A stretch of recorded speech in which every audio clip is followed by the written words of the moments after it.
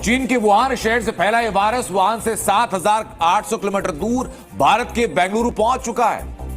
बेंगलुरु, अहमदाबाद, कोलकाता और चेन्नई देश के 4 बड़े शहर इस समय खतरे में हैं और ये खतरा बढ़ता जा रहा है। ये सब क्या देखना पड़ रहा है? तो भैया सुना, कोरोना के बाद अब एक और नया वायरस मार्केट में आ चुका है, जो कि अब इंडिया में रायते की तरह फैल रहा है।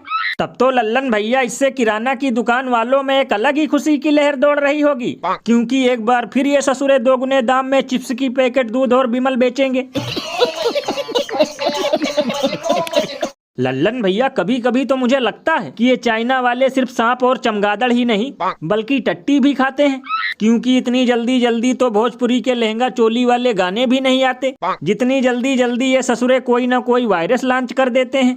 बताओ, अब एक बार फिर हवाई चप्पल वाले भूखे प्यासे पैदल चलेंगे और गांव पहुंचते ही स्कूलों में डेरा डालेंगे।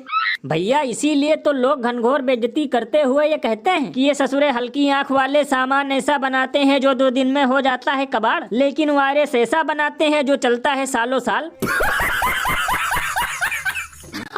सही पकड़े हैं। वैसे भैया एक अंदर की बात बताऊं, ये खबर सुनकर तो मोदी जी के मन में मोतीचूर का लड्डू फूट रहा होगा, क्योंकि एक बार फिर ये पीएम केयर फंड के जरिए खुद की कंगाली दूर कर पाएंगे और अनभक्तों की जनगणना के लिए ताली थाली बजवाएंगे।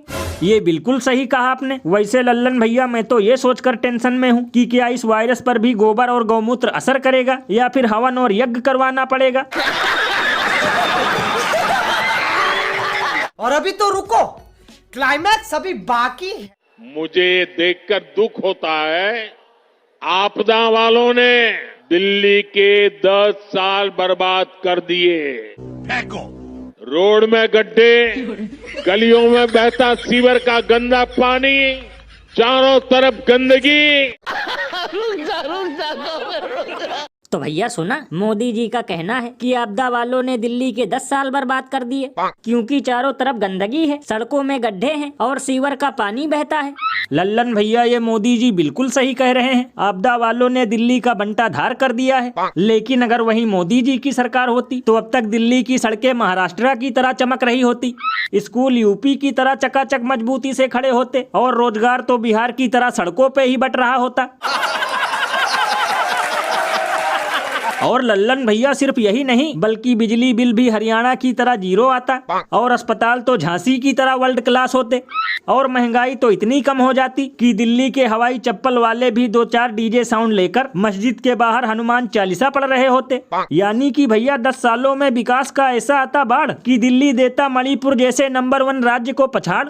अरे बाप रे, ये तो धोती खोल रहा है। ये बिल्कुल सही कहा आपने, क्योंकि जहाँ पहले से ही इन लोगों की सरकार है वहाँ तो लोग राम भरोसे चल रहे हैं, लेकिन फिर भी ये लोग दिल्ली में मंच लगाकर लोगों को मूर्ख बना रहे हैं और वोट के लिए जगह जगह नोट जिहाद चला रहे हैं।